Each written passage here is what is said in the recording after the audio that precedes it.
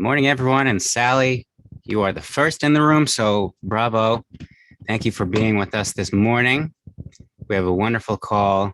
And just before we start, I'd like to cover some ground rules. We are just waiting on Nassim. He's in the midst of an insight with his equation, I believe.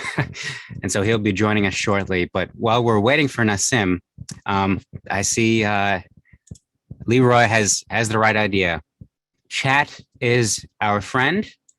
Be sure to open up chat and type your questions there. That's where most of the questions will be asked. That's where we'll gather them all. And we already have a bunch written in from email. So we may be lumping questions together. We have a lot of technical questions for Nassim today. So just keep this in mind. Also, if you'd like to come on screen for a live question, let me just remind you to keep it concise for the sake of time, to honor everybody's time here. Please keep it concise and stick to a question. Just ask your question, and we'll bring on maybe a couple live questions. I see we already have a hand raised. So welcome everybody, and I see everybody's telling us where you're calling in from. So thank you. Nassim will be joining us very shortly. He's just having a technical issue. And please, if you don't mind, everyone, put your current module along with where you're from: New Jersey, Mexico, Canada, Colorado, Kuwait, Thailand, Netherlands. Wow, this is awesome. So also put in chat, if you don't mind, what module you're up to. What module what is your most recently watched module? 10. And this can maybe set the pace for our conversation today with Nassim. We'll try to keep it for the first half, but of course, anything goes now. It just depends on what people are interested in. I know a bunch of people have finished all. Some people have gone through twice already. Some people are still going through module 9, 10, 11. It seems to be about halfway through. Nassim's is the most popular. So I am Timothy Noah, with Humanities Team, and we are honored to greet you here today for this mentoring. This is by all measures, a landmark masterclass that we offer. We've never offered anything quite like this, and honestly, not too much like this is offered anywhere to get a glimpse into Nassim's theories, and also connecting it with Greg Braden's just masterful storytelling and science, weaving a science through this beautiful story. So we are so supremely grateful for you joining us on this journey. We have 250 people here today, just in this atmosphere. It's beautiful to be able to share this revolutionary new science and these insights that are now starting to be measured and formalized with equations. It's a wonderful time to be here together, and we're honored to share it with you. On behalf of all of Humanities Team, we thank you for being here with us. And just to note, what your presence here, you're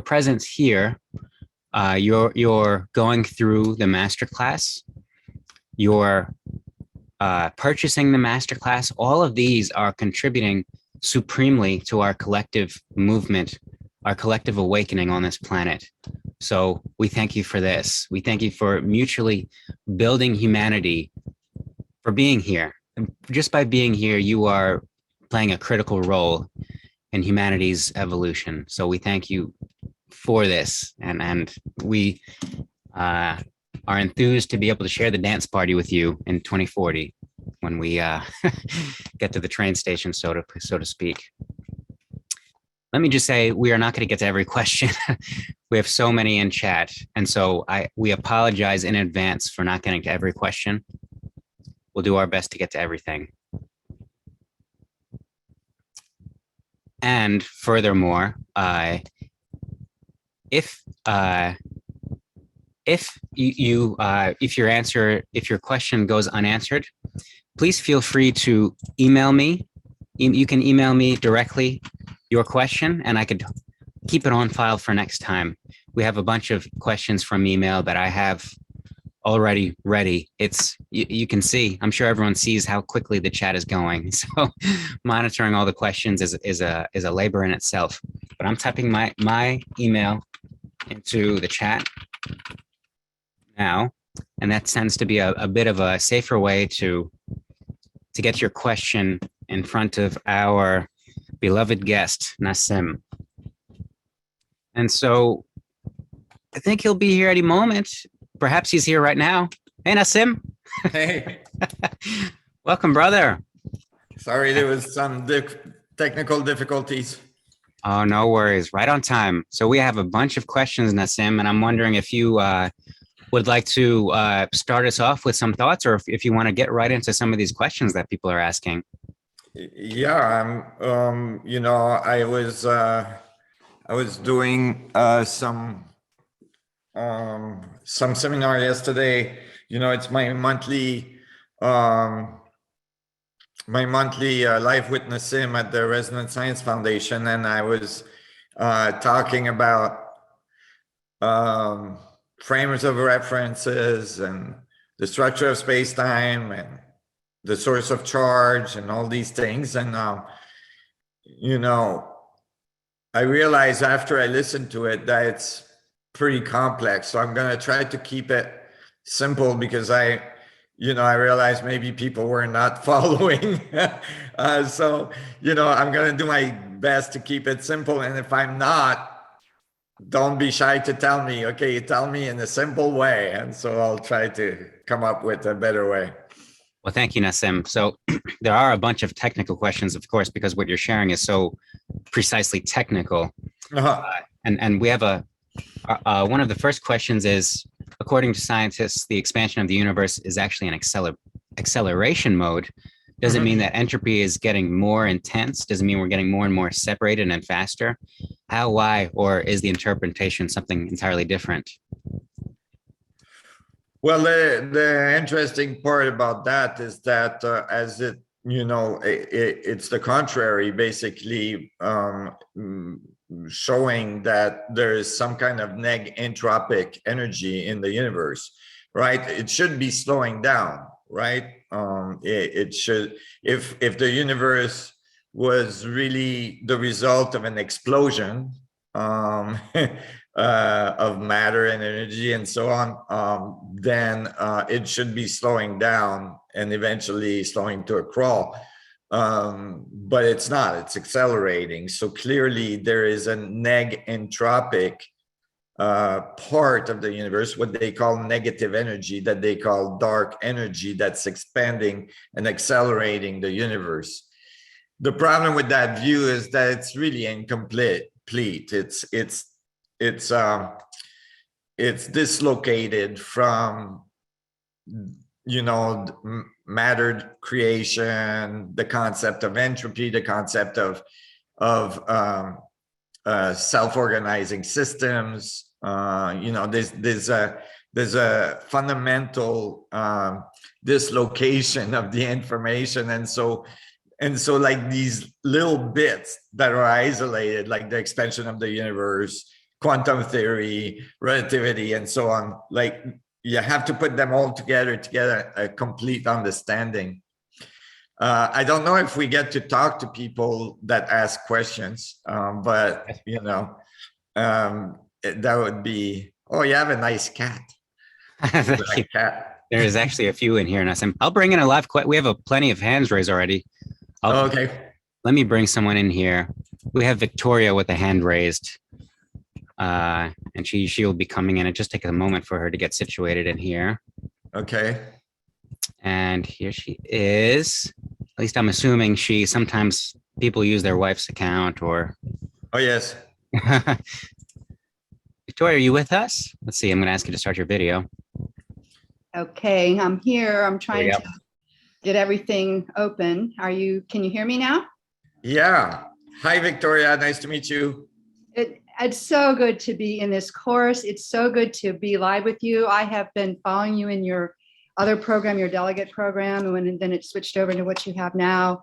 My background is a holistic psychotherapist, and I've actually been using your work and quoting you in my therapy sessions to help people understand who we are and how we can shift and change. Mm-hmm.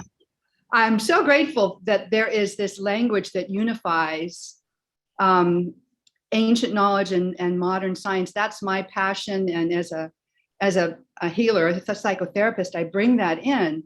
And I'm so interested the fact that we're meeting on the 1-year anniversary of this in the United States, this insurrection and all the chaos and disunity. And here you and Greg are offering this vision of how we can get past that by recognizing who we really are. And a lot of these practices that you're offering and perspectives that you're offering, I find that so poignant on this particular day. And I'm wondering, I've heard you before sharing, I'm wearing my art crystal, which I love. And I've heard you share meditations before where you work with the scaling. Yes. Do you know the work of Sadhguru in India, Jaggi Vasudev?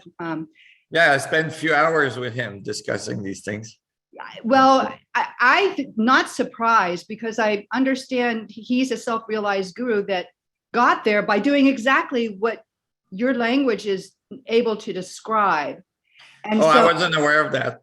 Oh, yeah, okay. Yeah, he wasn't instructed formally into this enlightenment. He was a rebellious kid and got very curious about going inward and sit and just notice his cells and atoms and protons and things is what it said, pretty much how he describes it. And you've done some descriptions of those meditations and with the art crystal. And I wonder if you could share for us like a personal meditation or do a guided meditation for us, to go to use these, because I don't think for me, it's not just conceptual. There's something to experience beyond conceptual. And I wonder if you could language it so that there's a way where we could actually have a guided meditation with the scaling and with the art crystal.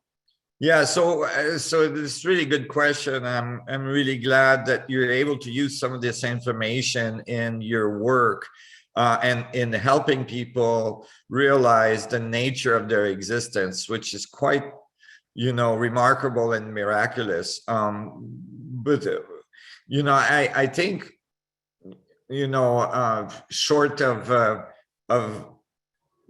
doing this meditation right now, just because it's not the right context, the possibility, I think what's really important for people to integrate is to realize that there is a fundamental frame of reference issue in physics that is, there's a fractional problem that is like when you pick a frame, you're actually picking an assembly of frames because you can go to the next scale level and find other frames. What I mean by that is that you say I'm one person, right? So I'm one person. We think of ourselves as one person.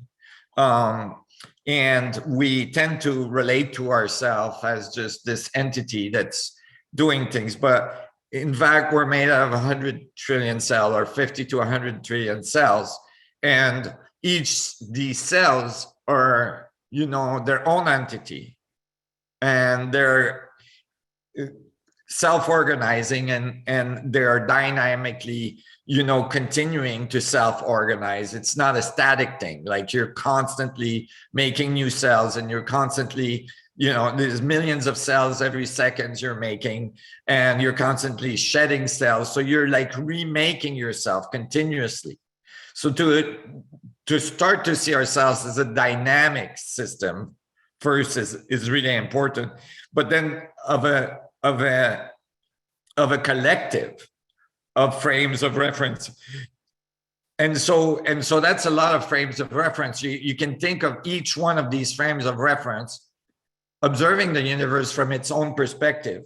And each one of these cells are doing different things. They're doing, they're doing their thing, but they're part of a collective, right? They're unified and part of a collective. The cells don't get confused.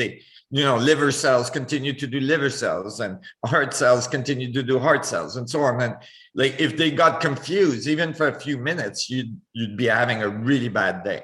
So there's a collective behavior. And then, you know, each one of those cells is made out of 100 trillion atoms, which is like 100 trillion more frames of reference. Each one of these atoms observing the universe from its own perspective, right? Each, you know, and when you say that to people, you know, hopefully they can relate that, like, they observe the universe from their own perspective. And although we're all human beings, we're all different. We all have different digits, you know, fingerprints, different irises, everything. And so basically, because we're gathering information from a different perspective than any other human being. But so you can think of each cell doing that as well. And you can think of each atom doing that as well. So now you've multiplied your information network. So you think of the information flowing through that system. You've multiplied 100 trillion by 100 trillion, and you're at the atomic level. And that's the amount of information that's moving through the system to self-organize your being into existence. And so if a person can connect with that intelligence, if a person can connect with that deeper, so it's an introspective, going inward into yourself, and even mechanically, even physically, just realizing the complexity of your being and the complexity of the information network of your being, and then going to the next level and realizing the complexity of the atomic level of your being. And now you start to get the sense of, I mean, the amount of information. You start to get the sense that you're really like an electromagnetic being, because now you're at the atomic level, and you start to, like, the light being that you are is in the atomic structure, and you start to lose the separation between spirit and matter. You start to realize these things are one thing. It's not two things. It's not, you know, matter and non-matter. It's all the dynamics of movement of information through the space. I was talking about that in my talk yesterday, about how Maxwell's equations clearly, you know, there was a great video, done by Veritasium on this. And, you know, in the last few weeks, and it created a lot of controversy.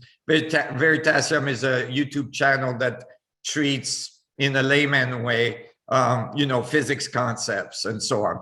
And, you know, it's very popular. And, you know, he, in one of the videos, explicitly showed that Maxwell's equations, unlike the way we do engineering, Maxwell's equations don't define that a charge is moving through a wire.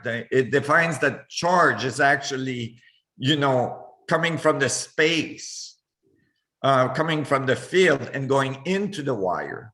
And so he's commenting on a famous lecture from Feynman saying, you know, our theory is kind of a little bit crazy. It says that, like, charge is somewhere in the space and it's flowing into the wire, producing a thermodynamic effect, which is not conserved locally, but globally. So basically, what I'm saying is that to realize we're interacting with a field, that matter is not a separate thing from us, but matter is actually the channel through which the field express itself, and to go deeper and deeper into this channel. And so as we go deeper into, so we're going introverted into this deeper and deeper level. So when we get to the atomic level, we get to the proton, then the proton is made of, you know, 10 to the 60th Planck, which is a huge number, right? It's, if you multiply by the mass of one Planck, you get the mass of the system is the mass of the universe in one proton. And so and of course the proton, the shielding, you're not seeing all that, but in your awareness, you can access this. And so not only as you're going inward, you're getting deeper and deeper into the source of your being, but you're as well connecting with larger and larger spheres of information. Meaning when you integrate yourself as a biological being, you connect with the morphogenetic field of our planet. When you integrate yourself at the atomic level, you connect with the solar system. When you integrate yourselves as the protons that makes up these atoms, then you integrate with the galaxy. And when you get to the Planck, you integrate with the whole universe. And you start to feel the connection between the infinitely small and the infinitely big, which you're channeled through that path. And I think it's a really, really good visualization for people to like stop and feel that experience, even if it's just a few seconds a day, to connect with the field, to connect with the deep nature of your existence. Because whether you like it or not, you are made out of those atoms, right? And to see this interaction, it's not a static thing. It's to see this interaction, as I was saying, in Maxwell's equation, charge or information is flowing into the system. And so it's coming from the field. And I'm not saying just the field outside of you, outside your body, but the field inside your body, because these atoms are made out of 99.99999% space and so on. So basically, your space organizing itself into an, amazing information gathering and information producing flow, right? So as you move things around, as you do things, and you're changing information in the field, and the field is reacting, right? And as you are gathering information, you're feeding the field information. The field is reacting and feeding you more experiences and so on. And so it's a really, really profound experience to go to those levels of depth, and it's acceptable. It's accessible to everybody. It's accessible to everybody at any time. It's just a question of taking the time to do it.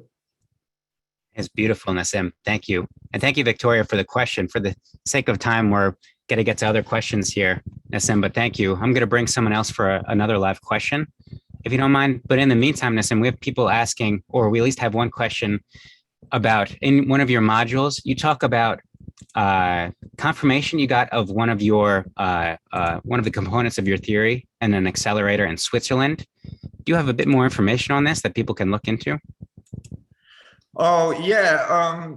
So the Paul Sherrard accelerator in 2013 measured the radius of the proton more precisely than ever before. It was using muons, accelerating heavy electrons. Do you have the person that's asking the question, or no? Okay. I thought maybe there would be a brief one, because Alexander, I'm sure, has a different question. Oh, okay. Yeah. So,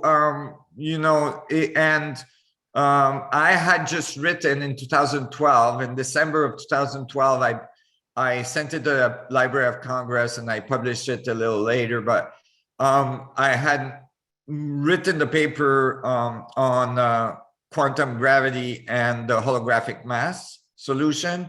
And so I had found a solution to describe mass as this collective behavior of the Planck fluctuation of the vacuum.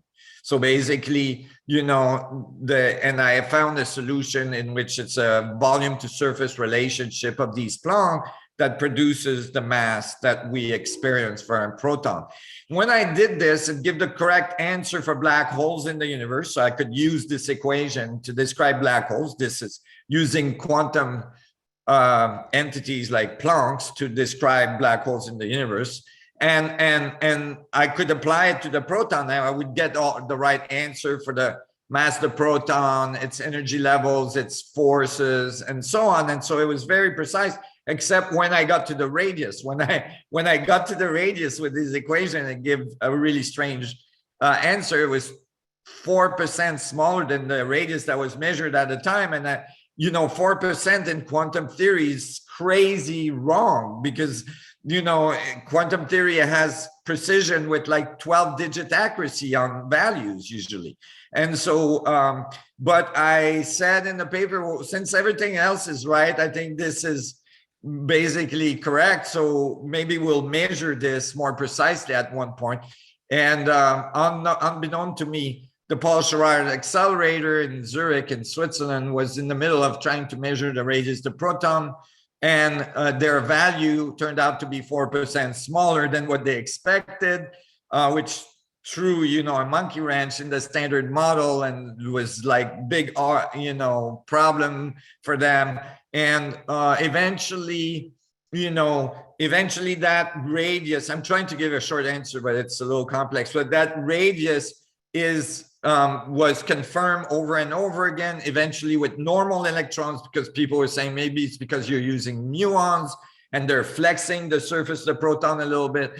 And so they redid it with normal electrons and all this, and they realized that the quantum corrections that they were putting in from the standard model was the problem. When they removed that, they got the right radius. And so eventually co-data, which is the official value for all the physics constants, changed their value to that value, which is the prediction that my paper made. And so this is really important. The radius of the proton, the nuclei of an atom and its mass and all this is very important. And so these are the kind of thing that confirms the theory. Absolutely, Nassim. And I mean, as we understand it, this is the thing that gives credibility to your theory. So thank you for spending the time to illustrate this. Thank you. And there's much more now that's coming with the paper I'm writing, because using this, we generalized the solution, and now we're able to get all the scales, all the constants, all the particles, everything just comes out of it. It's really beautiful. Thank you, Nassim. We have another question on here live. Alexander, do you mind a quick question for Nassim here? Hi, everybody. This is Alexander calling from Vienna. Hi, Nassim. Hi, nice to meet you. You too. Thank you so much for this amazing course. In your last module with your conversation with Greg asked you a question. If society were to embrace what you've laid out, what would the implications be? And I loved your answer. You said that, well, now we have kind of a direct path to understand ourselves and consciousness, a user's guide for the universe. And my question is, from your perspective, how does this user's guide translate into the architecture of human systems, for instance, raising the intelligence of organizations? Well, you can imagine, for instance, I mean, when I mean a user's guides to the universe, I mean a user's guide to energy production directly from the structure of the universe or the structure of space. Gravity control, all this. I mean, and so you can imagine that all of a sudden, you're asking about the infrastructure of our society, how it would change. Well, it would change dramatically. For instance, it will change dramatically. Actually, it's changing dramatically as we speak. I'm gonna be a little bit cheeky because I can't just unveil everything, but I'm just gonna say that this kind of technology is not generations from now. It's in this generation that this is gonna happen. You're gonna have energy that's extracted directly from the structure of space. So all devices will have their own sources of energy. So you're gonna get rid of all the wires, all the grid, all the stuff, which is very actually precarious, because one solar flare in the wrong direction, we lose power on the whole planet, because this grid is very susceptible to electromagnetic pulses.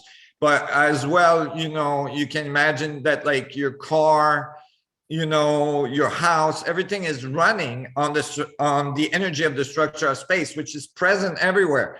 You know, atoms are running on that energy right now, right? And they're quite energetic. If you collide these atoms just the right way, as we've discovered, you know, in the 40s, you know, you can make pretty large energy events. We call them nuclear bombs. But, you know, in this case, actually, it's not killing people, it's supporting society. And so running on this energy, and I'm serious about this. This is not fantasy. This is this is very, very soon. You know, everything is gonna, there will be a freedom that you can't imagine. For instance, you think of a boat, and all of a sudden that yacht is able to go across the continent, you know, transcontinental, because it doesn't need to refuel. It doesn't need, you know, you have infinite amount of energy in every device that you use. So, you know, all of a sudden you can do things that are incredible. You can greenify a desert. You can, you know, move water around. You can move goods around. It's like everything changes. But as well, comes with that, the user's guide gives the direct solution to controlling gravity as well. So all of a sudden, you know, you can create local singularities that are producing gravitational curvature. So you can, you know, your car all of a sudden doesn't need wheels anymore.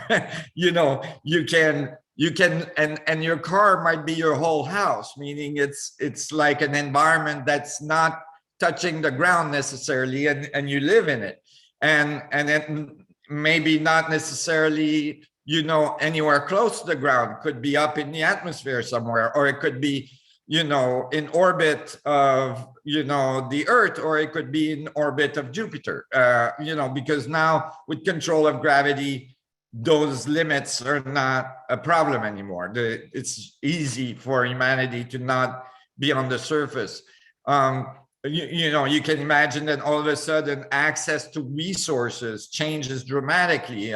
If you can easily, you know, go into space with large devices, you can go and grab, you know, material from the asteroid belt.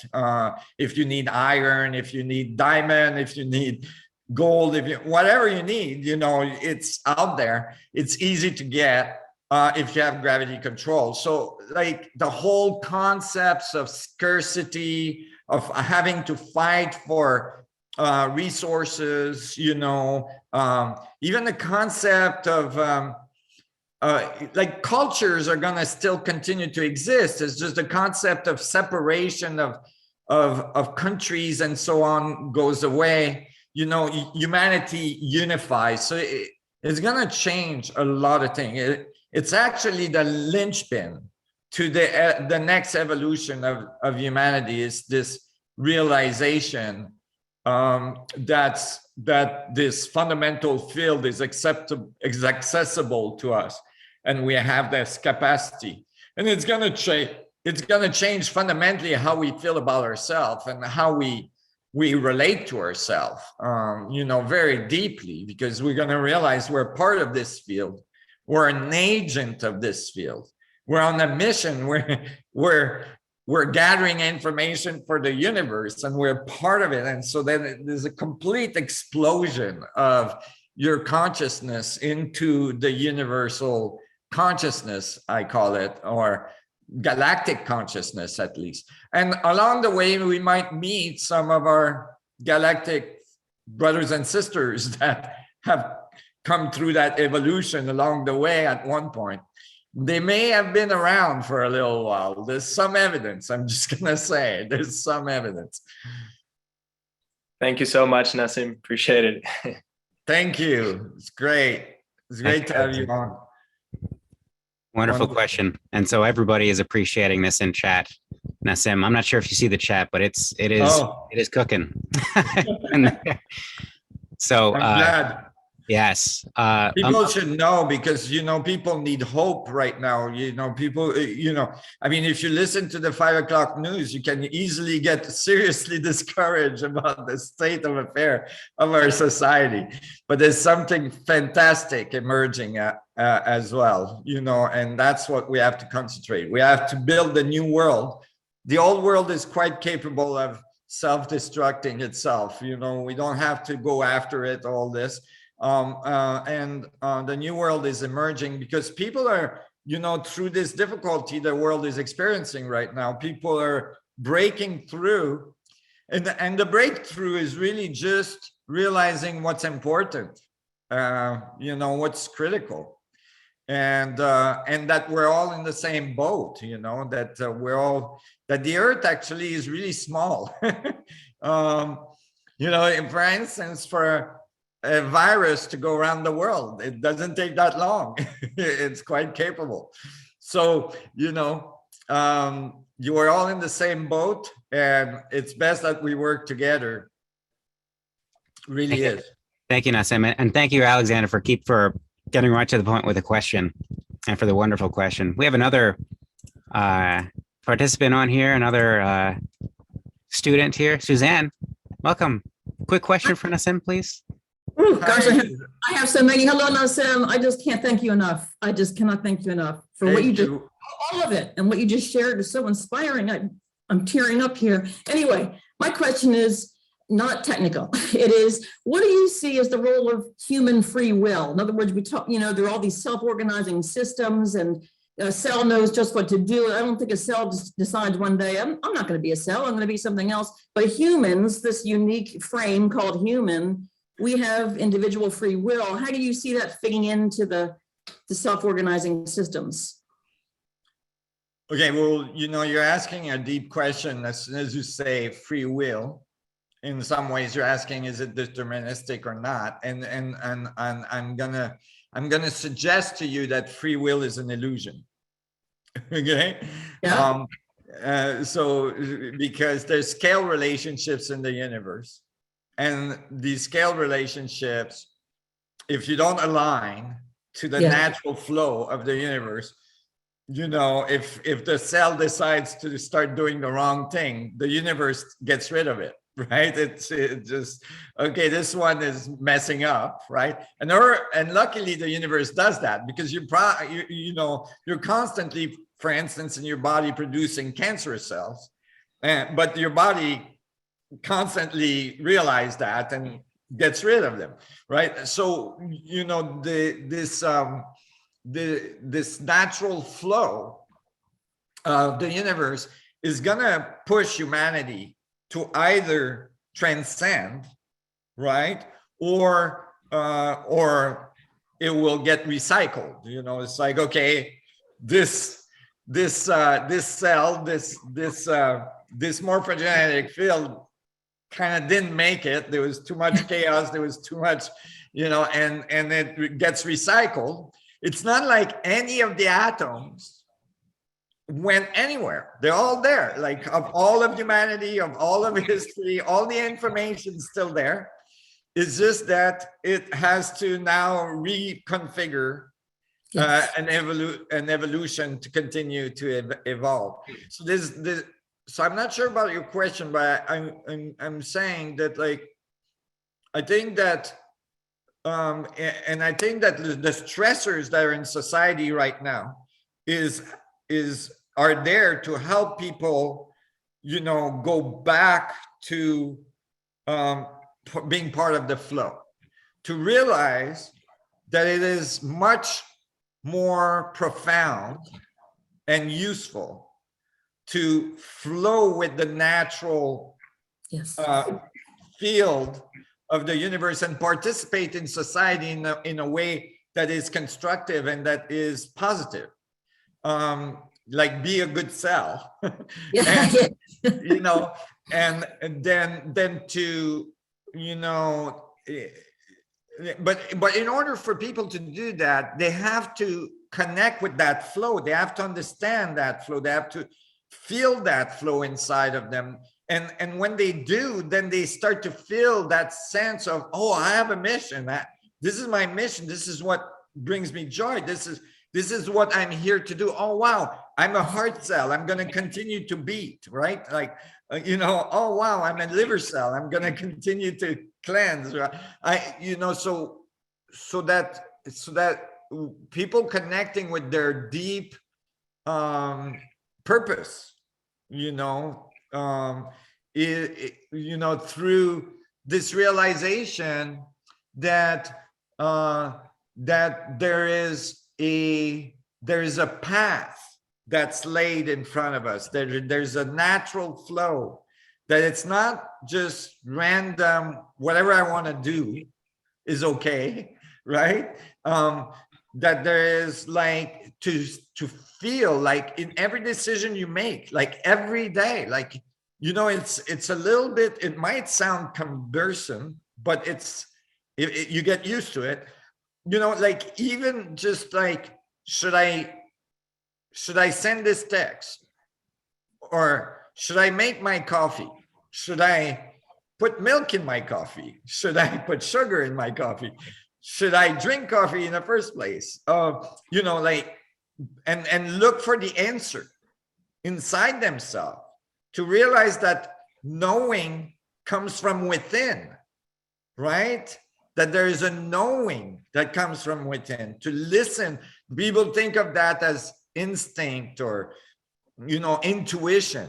And we have a tendency when we use the word intuition to discard it as something, it's your imagination, whatever.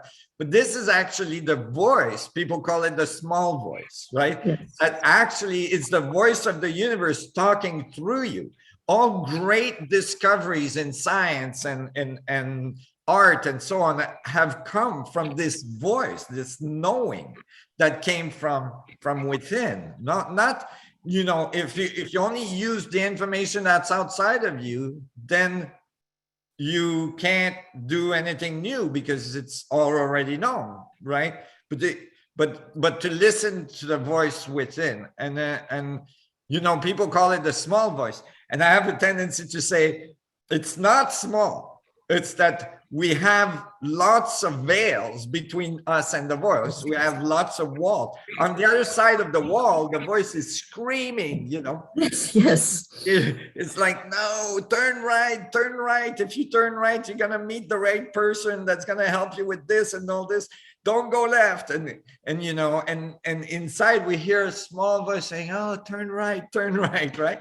And so maybe we listen to it, but maybe we don't, right? So to actually listen, to actually take the time to listen, every day, and every actions that you do, are these actions aligned with the natural flow of creation? Am I on purpose in every one of these actions? And of course, there's going to be moment that you're completely messing up, right? I was going to use another word, but I'm trying it. Yeah, and you're going to get angry, whatever, you're going to flip the bird to the guy on the car beside you because you got upset or whatever. And it's okay. It doesn't matter, right? It's okay. Like just as long as you get better and better at going back into the flow, and going back, and part of that, and I know I'm being long, but part of that as well is having a sense of awe, a sense of gratitude for every moment, for having this guidance, having a sense of belonging to a larger, incredibly beautiful system that we're participating in. Yes. Yeah. Thank you. Awesome. Thank you, Suzanne, for the question. It's beautiful. And Nassim, please, when you give long answers, you're answering other people's questions. So don't don't worry about answering long. This is why everybody is here. That's great. I love your drawing behind you. Thank you. Yeah, that's beautiful. Maybe that's my interpretation of what a plant looks like. Yeah, the fractal nature of space. Right? You want to dive into it. So, thank you, Nassim. We have a new caller here. I see an email address. So what is your name? That's Yeah, it's Claudine. including. Claudine, Hello, Nassim. Oui. I'm happy to see you again since I met you 30 years ago in Hawaii. I wondered whether you could put some visuals in your explanations as you do with the sacred geometry. It was so beautiful. And my question is, you talk about shielding or screening of the photon so that we get the impression that matter is solid. Could you explain a bit more about that, please? Sure. Absolutely. That's a great question. Okay. It's a complex technical question, although it doesn't appear that way. Screening is a concept that's already in quantum theory, right? The Klein-Gardner, some of the equations of quantum theory are describing the fact that there's a certain amount of screening, of decoherency.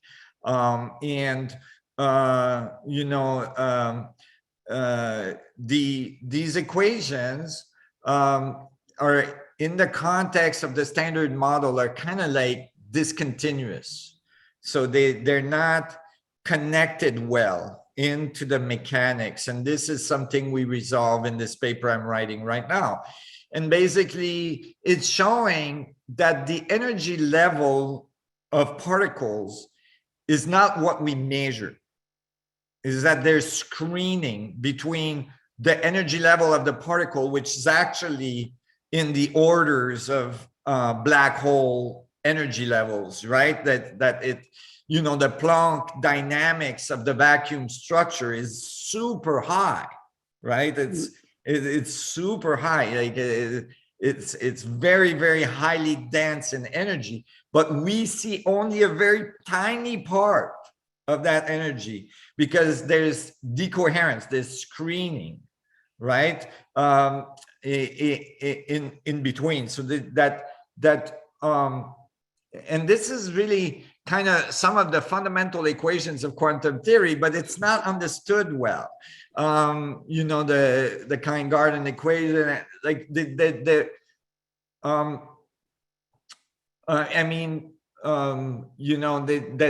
it's called a Poisson screening, right? Equation, and basically, so think about it this way. There's all these Plancks that makes up a proton. It's basically the holographic mass solution. I just hadn't done the formalism when I published it. I got the answer, but I didn't have the formalism, which I have now, to describe how this was happening. But basically, remember the holographic mass solution is that the number of Planck inside divided by the number of Planck on the surface produced, multiplied by the mass of one Planck gives you the mass of the system, right? Mm-hmm. And it's correct, right? It's very, very precisely correct. So think about it like all the information inside. So inside the proton, as I was saying earlier, you have the equivalent to the energy of all the other protons in the universe in one proton. That is the mass of the universe in terms of Plancks is inside the one proton. But that's not what we measure when we measure one proton. What we measure is, in terms of mass, is what's able to emerge from the surface. The surface screens, right? What's inside the black hole. We only in our experience on the outside of us, we only experience the outside of black holes. The other side of the event horizon, we're screened from the inside. And the inside is wormholed through all the other black holes. So it's all one thing, it's connected. So we don't see that. So our experience is literally an experience of the screening of the universe. And that's why we're a little bit lost. We don't, it's like we've been outside the black hole. We've been outside the network of creation. Experience it, not knowing that we're part of it, but because we're made out of these little black holes we call atoms. And so, but we're only experiencing the outside of these atoms too. So we were not seeing, you know, where the energy is coming from. We don't have the power source. We see just the result, right? So to be more clear and formal, when I make these equations with the screening, right, the screening Poisson that is the base of quantum theory, then, but in the right context, then all of a sudden I get the right energy level, I get the right thermodynamics, I get the right forces, it all comes out right, because basically what we measure is the other side of the event horizon, the screening of the information. And so, however, our consciousness is from the inside of the event horizon. Okay. Yeah, our awareness, the information flow is coming from the inside to the outside. We have access past the screening, right? We can go past the horizon into, because we can go deeper and deeper into ourselves, into and get past the screening of the proton. Now we're at a higher energy level into the Planck, you see? And then we can get past that, go to the sub-Planck and so on. And so we have access in our consciousness, and then eventually in our technology. In our technology, we will get access as soon as, this is why I was saying it's the user's guide to the galaxy, to the universe, because it's, you know, now you have the mechanics, how the screening happens. So now you know how to defeat it and go into, you know, the energy source. Thanks a lot. My pleasure. My pleasure. Wonderful. Thank you, Nassim. I'm bringing one more on. We're near the top of the hour. I trust we can get to at least perhaps one more question. We can go a little longer Right. since we started late, if that's okay with you. Thank you, Nassim. So this is one. Maybe we'll get to one more after this. We'll see how the answers come in.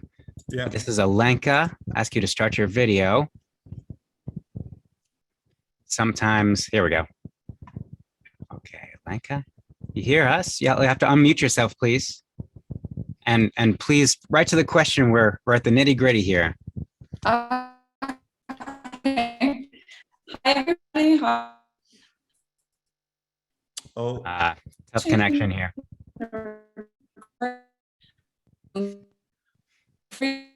yeah, the All right, connection. Alenka, Good. no connection. We'll go on to the next person. We have another person coming on, Sim. Sometimes Zoom acts up too. So sometimes the mute button takes a little while. There, let's go like this. Sorry, everybody. Maybe you'll come on next time, Alenka. Eric, here we go. You hear us? Please unmute. Quick question for Nassim. Assuming All you have right. it. Hi, Eric. Hey, Nassim, long time no see. Yeah. What I'm wondering about is I've been kind of getting information about remembering the 14 chakra system that Isis had to reintegrate of the Osirian light body. Oh, yes. 12 personal chakras, one impersonal up above, one impersonal down below. I call it the Psi and the C. Okay. Okay. So Okay. what I'm thinking is that this is actually the chakra tree is a continuum along the fractal scale level, so Correct. that we are integrating like the roots of the tree on up to the crown across all levels of the universe. Right. I'm wondering what information you might have or insights to that idea. Yeah, you might, you know, that's very interesting. That's really interesting. Where are you at, Eric? I forgot. In Virginia. Oh, Virginia, right. Yeah. Yeah, you know, this, you know, it's interesting what you're doing because, you know, as soon as you mentioned that, when you talked about the one below and the one above, I visualized the one below being connected to the singularity at the center of the Earth. Yes, the C, PSE. Yeah, and then Yes. the one above being connected to, you know, the solar system, the sun, the galaxy, the gateway. you know, and the gateway into Yeah. all of the larger scales. Yes. So yeah, so yes, I like to think of humans like a, you know, like a sun ray emanating right from the surface of the Earth, right? Like a sun ray, where, you know, the ray initiates at the singularity in the center and goes to infinity in the larger, and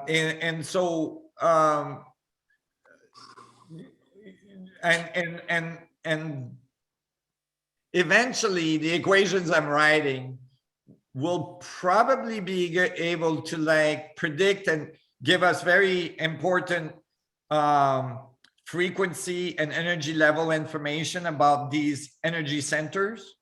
Mm-hmm. Of course, that's a little further down the road. I'm actually writing the equations now that integrates this unified view of physics with biology, and those are, you know, coming along. So eventually I'll get to the energy centers of the body, but you know, absolutely, I think you're right that they're related to scales, and that you know, it's like a snake that's biting its tail. So you can go to infinitely big to infinitely small, but at the end of the day, it's all singularity. So like it's like it connects at singularity. It goes back around. So for instance, you can go to the middle of the Earth in your awareness, Mm-hmm. right? Through the middle of your atoms, go through the middle of the Earth, right? Yeah. And then through the middle of the Earth, being a singularity connected to the center of the sun, right? Gravitationally, then you can get to the center of the sun, and through the center. So although you were going infinitely small, now you're starting to go, you know, infinitely big, you know. And I've found that by decoding the Hermetic constant that was given in some ancient texts, it creates a scalar factor to allow you to do that, going up from the skull and to the Kathiva is one scale factor. And then on up 4 times is to the Earth. And then from that down, you can go on down through each of the levels. Yeah. So, and then you can go up as well further, right? So from the center of the Earth, you can go to the center of the galaxy, from the, you know, and so on. But yeah, that's really good. I haven't mapped all this, so I'm really glad you're doing it. You know, I think there's a lot of information in ancient civilization that give all of these very big, important details about how that all functions. And it seems that when you're going up, that it's at you keep coming into, as you expand the Hermetic ratio, that you keep coming to specific levels within the solar system and beyond. So it definitely seems it's to quantized. You mean it's quantized? Yeah. Yeah. Like a harmonic scale is quantized. Yes. Right. Very, very good. Very exciting. That's really cool that are you writing all this down? Yeah, I am. Yeah. Oh, good. Yeah, I look forward to reading it, or, you know, when you publish it, whatever. But yeah, it's remarkable how organized the universe is. All the equations I'm writing could not be possible. Like, you know, if the universe didn't have this like remarkable quantization, organization, relationship, harmonic relationship, and all this, it's really remarkable. Yeah. And And as soon as you understand these harmonic scale relationships, you know, everything emerged from them. Yeah. And then you start to get a really good sense that your consciousness is not is localized and non-localized, meaning that there's a portion like that, meaning that, like, yes, locally you are individualized because you're a frame of reference observing the universe from your own perspective. However, you're part of all the other frames, right? That makes up your existence. Right.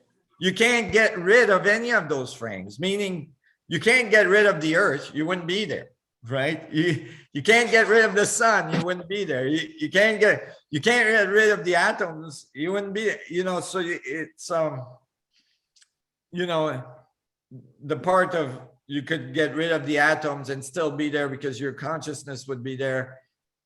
We could address that another time, but I'm just saying, yes. What I'm saying is that this separation, this comes from, you know, deep level of dogma in our body. The separation between matter and awareness and consciousness is not real. It's all one thing that is expressing itself. And it's all linked together. It's all linked together. So there's always a level of physicality to awareness. Even if you think of like a spirit, right? It's an energy level in the structure of space. It's not nothing. It's something. It's a set of information. It has a very specific energy level. It has, you know, and so on. And so there's some physicality to all things, right? Which is what we call a being. Yes. Is what we call a being. So a being is having an experience. And I think that space-time is the matrix within which we can access the experience of all being. Yeah, space-time is the natural flow of all the information of all beings, meaning there's only that. There's only, you know, this flow of information that make vertices, and these vertices could be a being over here and a being over there, but they're connected through this flow of information. And when we experience ourselves that way, it's most insightful into the experience we're having as a conscious entity. That's wonderful, Nassim. Thank you. And thank you, Eric, for the wonderful question. You may want to check chat. Some people are asking about what you're saying. And one more, Nassim, if you don't mind. Alenka is back on, Sure. But before we get to it, Dee would like to share something with you. Hi, Nassim. I'm the operations director here at Humanities Team, and I'm wondering if you might have a minute just right after this program to chat. I've got some great news. Oh, okay. Sounds good. All right, I will send you an invite. Thank you. Thank you. Thank you. Thank you. And thank you, Dee. And Alenka, let's see. I'm going to ask you to unmute, and if maybe stop your video, ask a question. It'll save you. Okay. There we go. Thank you. I'm sorry. I don't know what happened. Frequency, I guess. So during the COVID, I mean, the first lockdown in Slovenia. And so I had to have the exhibition on the opening on the 13th of March. I should have like Breathe In was the title. And that day we had the lockdown and we started to have to wearing masks. So this was You're like in Slovenia? Yeah. Oh, which town? Ptuj. Do you know it? That oldest town. Have you been I here? don't. No, I haven't. I would love to go there one day. Oh, please come. Yeah. I think we can have a video. Let's try with video. It's more nice. I think it's gonna be okay.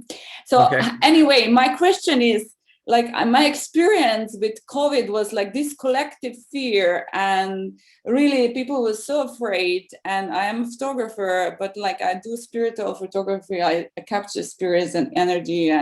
But I noticed the way this was everywhere I would go in the nature, there will be this fear.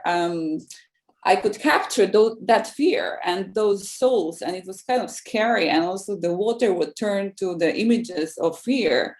So everywhere was just fear. And then through the half a year or something, it turns to more how I was feeling and transforming that I was capturing. Even the nature is kind of normal, but was never normal in between. And this happened the most of the time between the twilight zone, like from just before the sun set.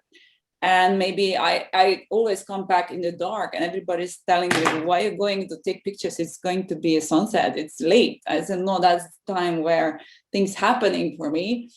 And then I have a specific question is about the marble, or white marble. I just have this morning at 3 o'clock in the morning, I woke up and have this vision of white marble. I've been taking pictures all around the world from this, and I would like to measure the frequency of white marble. I just have this idea of what is in that white marble, and also have it in the house. And I've been to Monte Altissimo, where Michelangelo was discovering that mountain, and in that cathedral. And I'm using sound when my own sound, I'm singing when I transform the photography. So what's your question? The question is how to measure the frequency of the marble so that I can connect with this, what I'm seeing in the marble, that there are beings on that frequency. Well, that's a difficult question. First of all, I want to comment on what you were saying about the fear. Okay. I think it's a really important subject. I've really worked on fear in my whole life, because it's something really natural to human beings, right? We have this instinctively in us for survival purposes, right? So it's not just a bad thing. If a tiger comes at you, you know, you want to have these response, right? And it will give you superhuman power to like run faster and climb a tree faster and so on. But the issue is that this response can occur when we perceive fear in the wrong context. And then these fight flight, you know, hormones are secreted, and we start taking decisions that are not necessarily the correct decision, that are not necessarily rational for what's actually happening, and so on. And we might have experienced that in our relationship with our partners. We might have experienced that in the world in many different ways. And I worked with it in deep levels, mostly when I was doing, you know, I was an athlete for many years, so 25 years, and I was climbing and I was skiing, very steep, you know, extreme skiing terrain and so on. And I realized how irrational fear can be, you know, meaning that, okay, like it's more apparent in solo climbing. So I was a soloist. That means I climbed without ropes and alone. And so, you know, I would be on the rock, and it would be a beautiful day, and I would be at the move that I've done hundreds of times, and I'm thousands of feet up, you know, like trees look like little twigs down there, and I'm way up, and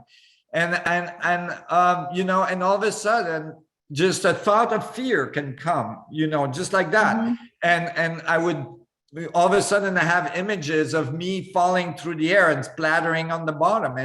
And as soon as I start thinking that, my hands would start sweating. Just thinking about it right now, my hands are sweating. And and just a little moisture on your hands on polished granite starts to make you slip. And so now you're feeling like you're slipping. So more you feel like you're slipping, more you're seeing those horrible images of you falling, and more you sweat, and you know, this is a bad feedback. Next thing you know, you're going to be falling. And so it took an effort. It took a really diligent effort in those moments to say, no, it's a beautiful day, and visualize myself at the top of the mountain and having a great morning, and you know, and everything is good, and being in gratitude for my life and all this. And then all of a sudden I would just keep on climbing, just easy, right? And so I think it's really important for people to know they have control over that, but they have to be aware that it's there in the first place, that they're reacting to something. And of course, if they're, you know, listening to the 5 o'clock news and the media and all this, there's a lot of fear there. And so then it's harder to overcome that. So it might be that you have to do like diligently efforts to like shield yourself a little bit from certain sets of information that are making you afraid, so that you can find your peace again, right? Yeah. And when you find your peace again, then you can look at this information in a more, you know, rational way and in a more positive way. So that was on fear.